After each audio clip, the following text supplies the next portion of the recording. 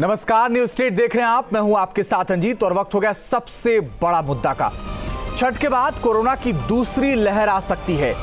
इसकी आशंका को देखते हुए स्वास्थ्य विभाग ने अपनी तैयारियां पूरी कर ली हैं और इन तैयारियों को और तेज करने की भी बात कही जा रही है। आईसीएमआर और शासन ने नए सिरे से कोविड अस्पतालों को तैयार करने के निर्देश दिए हैं। इनमें निजी और सरकारी दोनों ही तरह के अस्पताल शामिल हैं। उधर स्वास्थ्य विभाग ने दिल्ली और मुंबई से आने वाले लोगों की जांच का भी फैसला लिया है। त्योहारी सीजन के चलते बाजार में उमड़ी भीड़ और सर्दियों की वजह से मामले बढ़ सकते हैं।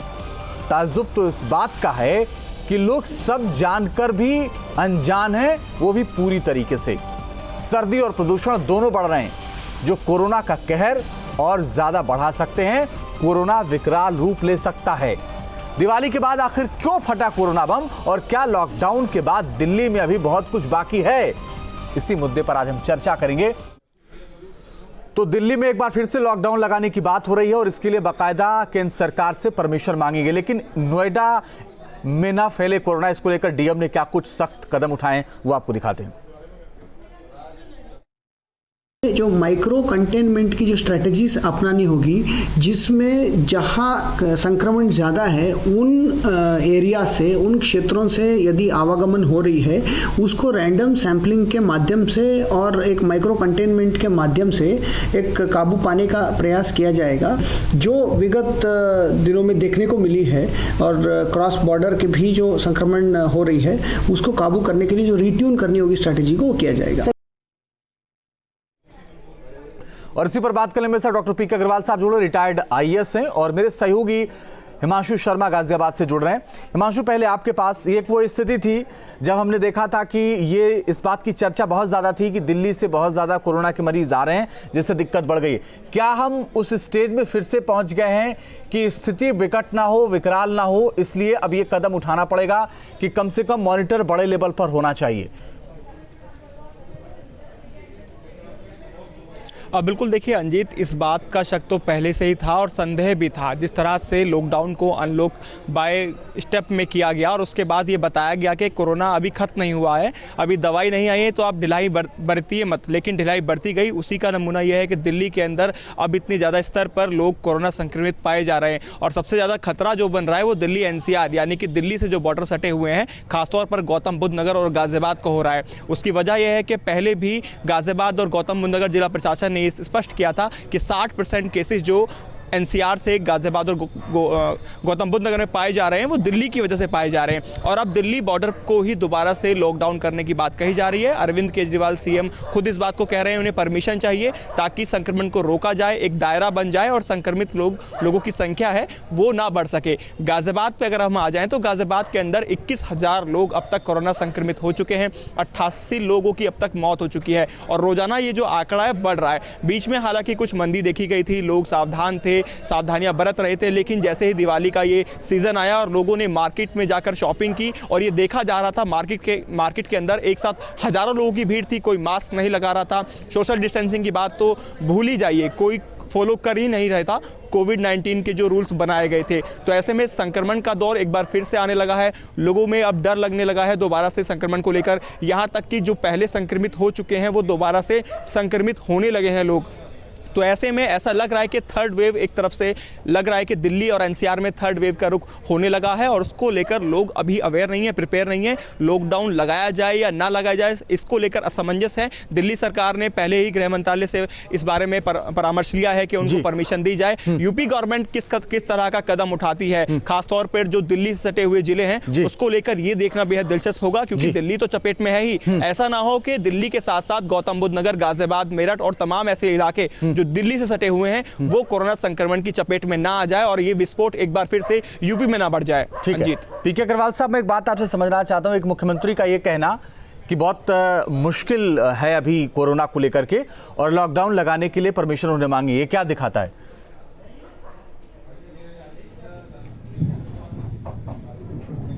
देखिए, जो मुख्यमंत्री ने कहा है वो उन्होंने ठीक ही कहा है कि अगर इसी प्रकार मार्केट में लोग मास्क नहीं पहनेंगे, सोशल डिस्टेंसिंग का पालन नहीं करेंगे, तो बाज़ारों को बंद करने के अलावा कोई उपाय ही नहीं है। क्योंकि जो देखा गया दिवाली में, अब मार्केट भी चलना चाहिए, इकोनॉमी भी चलना चाहिए, लेकिन क्यों नहीं कस्टमर और दुकानदार मास्क पहन सकते हैं, सोशल डिस्टेंसिंग का पालन कर सकते हैं। देखिए, जो भी है कोरोना है, ये बहुत ही खतरनाक शत्रु है और युद्ध में हमें शत्रु की शक्ति पहचानना पड़ती है, लेकिन ये शत्रु को हम देख ही नहीं पा रहे हैं, ये तो हमसे गुरिल्ला युद्ध कर रहा है। जब हम इसकी शक्ति को नहीं पहचान सकते, जैसे इटली में पता चला है तो सितंबर से कोरोना वहाँ था 2019 से, तो हमें ऐसे शत्रु से पूर्ण सावधान रहने की आवश्यकता है। यदि हमने जैसे युद्ध में मौज मस्ती की तो क्या होता है, शत्रु हमको दबोचेगा।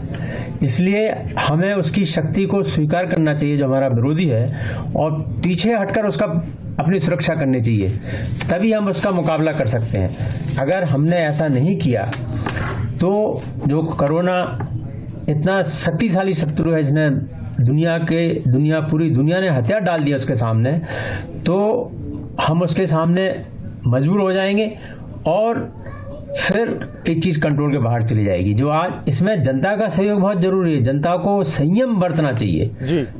अगर जनता ने संयम का पालन नहीं किया तो कोरोना के, जैसा आपने बताया, यद्यपि भगवान की कृपा से या कुछ भी कहिए कि दिल्ली में भी केसेस कम होना शुरू हुए, लेकिन जो वास्तविक स्थिति है फील्ड में, उससे पता चल रहा है कि कोरोना के केसेस दिल्ली में और नोएडा में बढ़ना शुरू हो गए हैं। लेकिन नोएडा में जो जिला प्रशासन ने उसमें बड़ा अच्छा काम किया है। आपने कॉन्टैक्ट ट्रेसिंग की बात की है डीएम ने, इसके अलावा जो होम आइसोलेशन का काम यहाँ किया जाता है नोएडा में, जैसे अब से थोड़ी देर पहले एक और फैसला हुआ कब रैंडम टेस्ट होगा, दिल्ली से जो लोग आएंगे उनका रैंडम टेस्ट किया जाएगा। अविनाश, मुझे एक बात बताइए, देखिए लापरवाही की वजह से ही ये स्थिति बन रही है एक बार फिर से दिल्ली में। तो हमने तो उत्तर प्रदेश के तमाम जिलों में देखा लापरवाही चरम पर है, मास्क कोई लगाता नहीं चाहता, सोशल डिस्टेंसिंग कहीं है नहीं, तो फिर तो आगे क्या होगा? बिल्कुल अंजीत, देखिए इसमें कोई शक नहीं है कि लोग एक बार फिर से लापरवाह हो गए हैं। लाख समझाने के बाद भी लोग जब सार्वजनिक जगहों पर जाते हैं तो ना तो वहां पर सोशल डिस्टेंसिंग का पालन करते हैं और ना ही मास्क लगाते हैं, और ये जो तस्वीर है हर शहर की आम हो गई है। चलिए, गनीमत है और अच्छी बात है कि उत्तर प्रदेश में कोरोना के जो मामले हैं वो कम आ रहे हैं, क्योंकि जो सरकारी आंकड़ा आ रहा है अंजीत, उसमें अगर हम बात करें अगस्त और सितंबर के मुकाबले की बात करें तो उन दोनों महीने के मुकाबले अब जो कोरोना के केसेज आ रहे हैं उसमें काफ़ी कमी देखी जा रही है। क्योंकि अगर हम पिछले 2 से 3 दिनों के आंकड़ों पर गौर करें तो 1400 से लेकर 1500 तक जो नए मामले हैं वो सामने आ रहे हैं।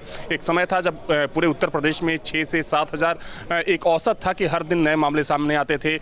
50,000 से ज़्यादा जो सक्रिय मामले थे वो पहुंच गए थे तकरीबन 55 से 60 के बीच में, लेकिन वो जो तादाद है अब घटकर तकरीबन 22,000 पर आ गई है। तो ये अच्छी बात है, लेकिन फिर भी लोग इस गंभीरता को समझ नहीं पा रहे हैं कि आखिर जिस चीज़ को लेकर पूरे देश में लॉकडाउन किया गया, सरकारें बार बार समझा रही है कि जो कोविड गाइडलाइन है उसका पूरी तरीके से पालन करिए, उसको फॉलो करिए, लेकिन उसके बावजूद भी लोग काफ़ी लापरवाह दिखते हैं। और ये सिर्फ किसी एक शहर की बात नहीं है, आप कहीं भी चले जाइए पूरे उत्तर प्रदेश में, खासकर जो ग्रामीण इलाके हैं, ग्रामीण इलाकों में जब अंजीत हम लोग जाते हैं तो वहाँ पर लगता ही नहीं है कि कोरोना जैसी कोई बीमारी इस वक्त यहाँ पर मौजूद है। तो लोगों को समझाना थोड़ा सा मुश्किल है, अब चूंकि लोगों को खुद जिम्मेदार बनना होगा। लेकिन अगर हम बात करें पूरे उत्तर प्रदेश के परिप्रेक्ष्य में अंजीत, तो ये अच्छी बात नजर आ रही है, क्योंकि जो आंकड़े लगातार हम लोगों के पास आ रहे हैं उन आंकड़ों में ये देखा जा रहा है कि जो कोरोना के मामले हैं पूरे प्रदेश में कम हो रहे हैं। और इस बात की तारीफ है WHO ने भी की है कि उत्तर प्रदेश में जो उपाय किए, खासकर जो कॉन्टैक्ट ट्रेसिंग की गई इस चेन को तोड़ने के लिए, इसको रोकने के लिए, वो कहीं ना कहीं यहाँ पर कारगर साबित होता दिखा। हालांकि जहां तक सवाल NCR का है तो चूंकि राज्य सरकार इस बात की कोशिश कर रही है कि जो नोएडा और जो गाजियाबाद का इलाका है उसको खास तौर पर मॉनिटर किया जाए, और इसके लिए जो वहाँ का जिला प्रशासन है, जो वहाँ के दोनों जिलों के जो CMO हैं, उनको निगरानी रखने की हिदायत भी दी गई है, दिशा निर्देश जारी किए गए हैं कि चूंकि देखा जाए तो दिल्ली में इस वक्त कोरोना के सबसे ज्यादा मामले सामने आ रहे हैं, और अगर वैसे में स्थिति खराब होती है तो उसका जो सबसे ज्यादा बुरा प्रभाव पड़ेगा। अविनाश, मुझे एक बात बताइए कि रैंडम टेस्टिंग के लिए कहा है नोएडा डीएम ने, और अभी न्यूज स्टेट पर हमने खबर भी दिखाई कैसे रैंडम टेस्टिंग होगी। लेकिन एक बात और बताइए कि छठ में लोग घर, दिवाली में लोग घर गए थे, अब उसके बाद छठ में लोग जा रहे हैं। आपने जिक्र किया दिल्ली में सबसे ज्यादा केसेस मिल रहे हैं, मुंबई में सबसे ज्यादा केसेस थे, तो दिल्ली मुंबई से जो लोग जा रहे हैं उनका क्या करेंगे यूपी में? बिल्कुल, देखिए बिल्कुल सही कहा आपने रंजीत। ये एक चुनौती है कि जो बाहर से लोग आ रहे हैं, क्योंकि छुट्टियों में चूंकि दीपावली में एक बड़ी तादाद में लोग दिल्ली, मुंबई समेत दूसरे शहरों से आए थे। और अगर बात करें तो चूंकि छठ कल से नहाए खाए के साथ शुरू हो जाएगा 20-21 को। हालांकि दिल्ली में रोक लगी है, लेकिन अगर उत्तर प्रदेश की बात करें, लखनऊ में वैसा कोई भी रोक नहीं है। लखनऊ जिला प्रशासन ने कहा है कि अगर आप आना चाहते हैं, हालांकि अपील की जा रही है लोगों से, तो एक चुनौती जरूर है। हालांकि कोशिश ये की जा रही है कि ज़्यादा से ज़्यादा, अगर हम इस वक्त पूरे प्रदेश की बात करें तो तकरीबन 90,000 के आसपास जो सैंपल हैं वो कलेक्ट किए जा रहे हैं प्रतिदिन रंजीत। तो चूंकि कॉन्टैक्ट ट्रेसिंग के साथ साथ जो रैंडम टेस्टिंग है, इसको बढ़ाने पर भी जोर दिया जा रहा है। और इसके लिए खास तौर पर जो जिलों में कमांड कंट्रोल सेंटर बनाए गए हैं रंजीत, उनको हिदायत दी गई है कि जो लोग बाहर से आ रहे हैं, यानी कि छुट्टियों में जो लोग बाहर से आ रहे हैं, उनको चिन्हित किया जाए। और उसके लिए जो पंचायतें हैं, जो ग्राम प्रधान है, उनको भी कहा गया है। हालांकि इसका जमीन पर कितना असर हो रहा है ये कहना थोड़ा सा मुश्किल है, क्योंकि अगर इसका असर होता तो लोग लापरवाह नहीं होते इस बीमारी को लेकर। तो चूंकि देखिए सरकार के स्तर पर कोशिश की जा रही है और शायद उसी का नतीजा है कि दूसरे राज्यों के मुकाबले अंजीत, अगर आबादी के हिसाब से देखें तो इस समय उत्तर प्रदेश में काफी कम मामले हैं, तकरीबन 22,000 के आसपास मामले हैं। हालांकि ये सरकारी आंकड़ा है, लेकिन फिर भी चुनौती है जो लोग बाहर से आ रहे हैं। और खासकर अगर हम दिल्ली और मुंबई से बात करें तो इस पर भी सरकार को सोचने की जरूरत है। हालांकि सरकार बार बार दावा करती है, बोल भी रही है कि वैसे लोगों की भी निगरानी की जा रही है और इसके लिए प्रधानों को नियुक्त किया गया है। प्रधानों को बार बार बोला जा रहा है कि जो लोग बाहर से आ रहे हैं उनको चिन्हित किया जाए, जिला प्रशासन को सूचित किया जाए। और चूंकि जो मोबाइल वैन है, मोबाइल वैन के जरिए पहले देखा जाता था कि जो शहरी इलाके हैं, शहरी इलाकों में खासतौर पर फोकस किया जाता रहा है, लेकिन अब जो ग्रामीण इलाके हैं, पूरे प्रदेश के ग्रामीण इलाकों में भी रैंडम टेस्टिंग के साथ साथ सरकार की कोशिश है कि इसको भी शुरू किया जाए और मोबाइल वैन की जो एक उपलब्धता है उसको हर जिले में ब्लॉक स्तर पर सुनिश्चित किया जाए, ताकि जो बाहर से लोग आ रहे हैं उनकी भी ट्रेसिंग की जा सके, उनकी मॉनिटरिंग की जा सके और उनकी जांच की जा सके, ताकि इस चेन को तोड़ा जा सके। जी बने रहिए अविनाश, हम लौट रहे हैं आपके पास। हिमांशु हमारे साथ लगातार गाजियाबाद से बने हुए हैं। और हिमांशु, कोरोना के शुरुआती दौर से कवर कर रहे हैं कैसे भारी भीड़ बॉर्डर पर होती थी और उसके बाद लोगों को बसों से भेजा गया, वो तमाम चीजें। हिमांशु, मुझे एक बात बताइए कि प्रशासन ने कई ऐसे सख्त फैसले लिए थे जिससे लोगों को भारी दिक्कतें भी हुई थी, लेकिन अब वो वक्त आ गया है जब एक कड़ा मॉनिटर किया जाए। इसको लेकर के गाजियाबाद कोई प्रशासन उठाता हुआ दिख रहा है या आने वाले वक्त में कोई प्लानिंग है इनकी, क्योंकि बॉर्डर है वो? अब बिल्कुल देखिए अंजीत, बिल्कुल आपने बहुत अच्छा सवाल किया है और इसी का जवाब मैं देना भी चाह रहा था। दरअसल गाजियाबाद जिला प्रशासन हो या गौतम बुद्ध नगर, वहाँ तो देखने को मिला है गौतम बुद्ध नगर जिला प्रशासन के द्वारा कॉन्टैक्ट ट्रेसिंग की बात वहाँ के डीएम कह रहे हैं, लेकिन गाजियाबाद जिला प्रशासन में ऐसा कुछ भी देखने को नहीं मिल रहा है। उल्टा यहाँ पर आज अगर हम बात करें तो गाजियाबाद के जिलाधिकारी ने यहाँ पर छठ पूजा को लेकर किस तरह से तैयारियाँ की जाने वाली हैं उसको लेकर एक चर्चा की है, क्योंकि छठ पर गाजियाबाद में एक बड़ा तबका है जो यहाँ छठ पूजा सेलिब्रेट करता है। हज़ारों की संख्या में लोग घाट पर इकट्ठा होते हैं। अगर 55 से ज़्यादा घाट गाजियाबाद में बनाए जाते हैं, हिंडन पर बहुत ज़्यादा संख्या में 10,000 से ज़्यादा संख्या में लोग एक साथ इकट्ठा होते हैं, तो उसको कैसे मैनेज करना है इस पर निष्कर्ष किया गया। इस पर कोई चर्चा नहीं चली कि आखिरकार कोरोना संक्रमण जो फैल रहा है उसको कैसा रोका जाए। हालांकि कागजों में सारी फाइलें पूरी रहती हैं, कागजों में हर नियम कायदे कानून कोविड-19 को लेकर जो जिला प्रशासन को दिए गए हैं स्टेट गवर्नमेंट की तरफ से, उनका पालन किया जा रहा है, लेकिन धरातल पर ऐसा कुछ भी नहीं हो रहा है। चाहे वो मार्केट्स की बात करें, चाहे फिर वो गाजियाबाद जिला प्रशासन की हम बात करें। दरअसल गाजियाबाद जिला प्रशासन के ही तमाम ऐसे अधिकारी हैं जो खुद कोविड-19 के शिकार हो चुके हैं, चाहे वो सिटी मजिस्ट्रेट हो, एसडीएम हो, एडीएम सिटी की वाइफ हो या फिर सीओ, एसएचओ, जितने भी तमाम अधिकारी हैं सब चपेट में आ चुके हैं। बावजूद उसके जो ढिलाई है वो गाजियाबाद में सीधे तौर पर देखी जा रही है और ये ढिलाई ही लोगों के चेहरे पर अब क्वेश्चन मार्क लगा रही है। कहीं ऐसा ना हो कि दिल्ली में जो विस्फोट हो रहा है उसका खामियाजा गाजियाबाद की जनता को ना भुगतना पड़े। हालांकि आज हमने गाजियाबाद के जिलाधिकारी अजय शंकर पांडे से बातचीत भी की थी। कहीं ऐसा तो नहीं कि दिल्ली बॉर्डर और गाजियाबाद बॉर्डर को एक बार फिर से सील किया जाए, तो उनका कहना था अभी हमारे पास कोई ऐसा आदेश नहीं है, जब तक स्टेट गवर्नमेंट कोई आदेश पारित नहीं करती है तब तक हम ऐसा नहीं करेंगे। यानी कि सीधे तौर पर गाजियाबाद के जिलाधिकारी हैं वो खुद कोई स्टैंड नहीं ले रहे हैं। उनका ये कहना है जो चल रहा है उसको ऐसे ही चलने दिया जाएगा, यानी कि लोगों के हाल पर छोड़ दिया गया है। कोविड-19 पॉजिटिव होंगे तो होंगे, बेड अवेलेबल है, वहाँ पर आप जाइए, आप इलाज कराइए। सबसे बड़ी बात होम आइसोलेशन की बात कही गई, आइसोलेट आप हो सकते हैं। सबसे बड़ी लापरवाही वहीं पर देखने को मिलती है। दरअसल लोग होम आइसोलेट हो तो जाते हैं, लेकिन वहाँ पर बहुत ज़्यादा लापरवाही अंजित देखने को मिलती है। यही वजह है कि उनका घर के अंदर, जिस घर में वो रहते हैं, वहाँ पर जो पहले सैनिटाइजेशन की सुविधा कराई जा रही थी वहाँ पर सैनिटाइजेशन नहीं होता है। सबसे बड़ी बात सूचना विभाग की हम बताएं तो यहाँ का स्टाफ कोविड-19 पॉजिटिव हो गया था। सूचना विभाग को सैनिटाइज नहीं किया गया। गाजियाबाद जिलाधिकारी के बराबर में सिटी मजिस्ट्रेट का ऑफिस है, उनको कोविड-19 हो गया था, उस ऑफिस को ही सैनिटाइज नहीं किया। यानी कि फोन करके बताना पड़ता है कि यहाँ पर आपके अधिकारी कोविड-19 पॉजिटिव हो गए, आप सैनिटाइज कराइए। कोई सैनिटाइज करने को तैयार ही नहीं तो होता है। तो फिलहाल गाजियाबाद जिला प्रशासन की जो तैयारियां हैं कुछ इस तरह की हैं। अगर कोविड विस्फोट दोबारा होता है तो गाजियाबाद के अंदर सबसे बड़ा खामियाजा देखने को मिलेगा। जो पहले कंटेनमेंट जोन और रेड जोन बनाने की बात थी वो सब अब खत्म हो गए हैं, कहीं कुछ नहीं है, सिर्फ कागजों में सारी चीज़ें चल रही हैं। और ऐसे में लोग दुआ कर रहे हैं कि कोविड-19 का जो कहर दिल्ली में देखने को मिल रहा है कहीं वो गाजियाबाद की जनता में ना देखने को मिले, क्योंकि मास लेवल पर ऐसे लोग हैं जो दिल्ली नौकरी करने के लिए जाते हैं, दिल्ली जाते हैं, दिल्ली से आगे जाते हैं, नोएडा जाते हैं, नोएडा के तमाम ऐसे लोग हैं जो दिल्ली में जॉब करने के लिए जाते हैं। तो ऐसा ना हो कि वहाँ से कोरोना वायरस कन्वर्ट होता हुआ गाजियाबाद या दिल्ली एनसीआर की सीमा में आए और एक बार फिर से गाजियाबाद और नोएडा, खासतौर पर गौतम बुद्ध नगर, यहाँ पर कोरोना संकट के मामले बढ़ने लगे। हालांकि ये जो अभी केसेस आए हैं इसका क्या आगे रिजल्ट निकलने वाला है वो आगे पता चलेगा। लेकिन रोजाना की बात करें तो गाजियाबाद में अभी भी 100 से ज़्यादा केसेस आ रहे हैं। हालांकि कागजों में दिखाए जा रहे हैं, अभी आज की अगर हम बात करें लेटेस्ट तो 50 केस आज गाजियाबाद में आए और मरने वालों की संख्या 88 हो चुकी है। तो ऐसे में यही दुआ की जा रही है कि लोगों के हाल पर जो छोड़ा गया है ऐसा ना करे, जिला प्रशासन कोई सतर्क अलर्ट रहे और कदम ऐसे उठाए ताकि कोरोना वायरस को रोका जा सके। चले बने हिमांशु लौटना। पीके अग्रवाल साहब, जो हालात दिल्ली में हैं और जो बॉर्डर की स्थिति है उसको देखते हुए सरकार को क्या कदम उठाना चाहिए? हाँ बोलिए। देखिए, सबसे पहले तो जो उत्तर प्रदेश में पहले दंड होता था कि आप मास्क नहीं लगाते हैं, सोशल डिस्टेंसिंग का फॉलो नहीं करते हैं, लेकिन वो बंद हो गया एकदम से पुलिस के द्वारा। वो शुरू होना चाहिए पूरे उत्तर प्रदेश में। दूसरा, जो दिल्ली से लोग आ रहे हैं या काम करने के लिए जा रहे हैं तो उन पर थोड़ा बहुत रोक होना चाहिए। उनकी जो बॉर्डर पे पहले जो टेस्टिंग होती थी, वो थर्मल टेस्टिंग होती थी, वो शुरू होना चाहिए, वो नहीं हो रही है। और जो कहा है उन्होंने, जो कंटेनमेंट जोन की जो पॉलिसी है वो फिर से दोबारा लागू होना चाहिए इमीडिएट इफेक्ट से, क्योंकि दिल्ली ने ऑलरेडी शुरू कर दी है कंटेनमेंट जोन, तो हमें यहाँ पर भी करने की आवश्यकता है।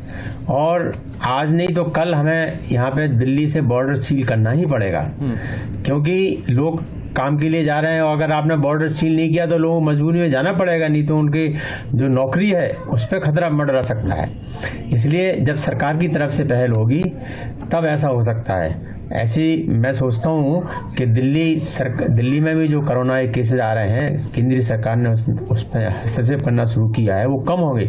लेकिन इन द मीन टाइम अगर कोरोना यहाँ आ गया गाजियाबाद में और नोएडा में, जैसा कि देखा गया है, जो कुछ शिथिलता आई है प्रशासन में, क्योंकि पहली बात तो इतना लंबे समय से काम करने में ऑटोमेटिक शिथिलता आ जाती है, लेकिन जो दंडात्मक कार्रवाई थी वो एकदम से नहीं हो रही है, वो होना चाहिए थोड़ी थोड़ी। ठीक बात है सर। और मैं सोचता हूँ कि वैसे अच्छा है कि नोएडा में अभी भी, गाजियाबाद में अस्पतालों में बेड है, आईसीयू बेड है और ऐसी कोई कमी नहीं है, लेकिन और भी हमें बेडों की व्यवस्था करनी चाहिए।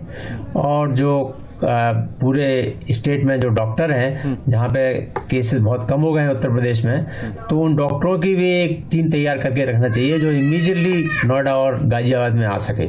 और बल्कि मैं तो कहूँगा कि इस समय ही आप लोगों को कुछ डॉक्टर और पैरामिलिट्री स्टाफ, क्योंकि यहाँ का डॉक्टर और पैरामिलिट्री स्टाफ बहुत दिनों तक काम करते करते थक गए हैं बेचारे।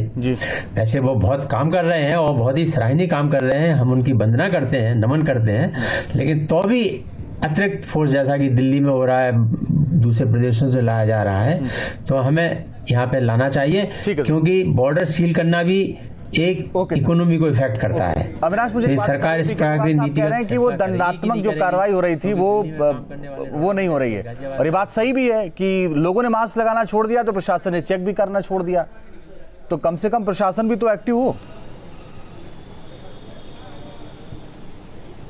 बिल्कुल सही कहा आपने जी। देखिए, गलतियां दोनों तरफ से हो रही हैं, प्रशासनिक स्तर पर भी हो रही हैं और जो लोगों के स्तर की गलतियां हैं वो भी हो रही हैं। चूंकि पहले नियम निर्धारित किया गया था कि जो लोग मास्क नहीं लगाएंगे उनके ऊपर 500 रुपये का जुर्माना लगाया जाएगा। जो कंटेनमेंट जोन बनाए गए थे, कंटेनमेंट जोन को लेकर तमाम चीज़ें जारी की गई, गाइडलाइन जारी की गई हैं। लेकिन आप किसी भी शहर में चले जाइए, किसी भी मोहल्ले में जहाँ पर कंटेनमेंट जोन बनाए गए हैं, आप खुद देख सकते हैं कि कंटेनमेंट जोन को लेकर जो प्रशासनिक स्तर पर कुछ जो भी नियम कानून बनाए गए हैं, क्या उसको ठीक से फॉलो किया जा रहा है नहीं फॉलो किया जा रहा है, क्योंकि अभी आमतौर पर देखा जाता है कि जो कंटेनमेंट जोन तो बनाए गए हैं लेकिन वहां पर ना तो ठीक से सैनिटाइजेशन का काम किया जा रहा है, ना साफ सफाई की जा रही है।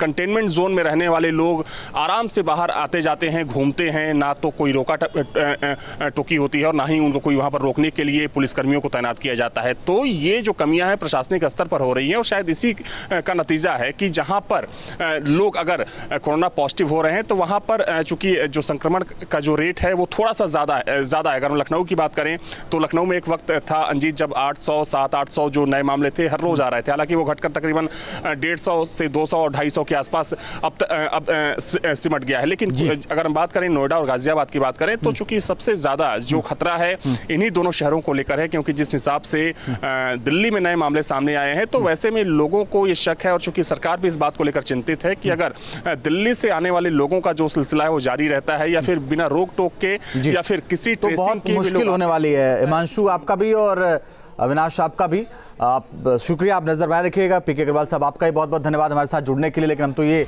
लगातार अपील करेंगे, मास्क लगाइए, हाथ लगातार धोते रहिए और 2 गज दूरी भी रखिए अगर कोरोना से बचना चाहते हैं, और ये जरूरी है आपके लिए। सबसे बड़ा मुद्दा फिलहाल के लिए इतना रुकना कुछ ही पलों के लिए, आगे भी जारी है खबरों का सिलसिला।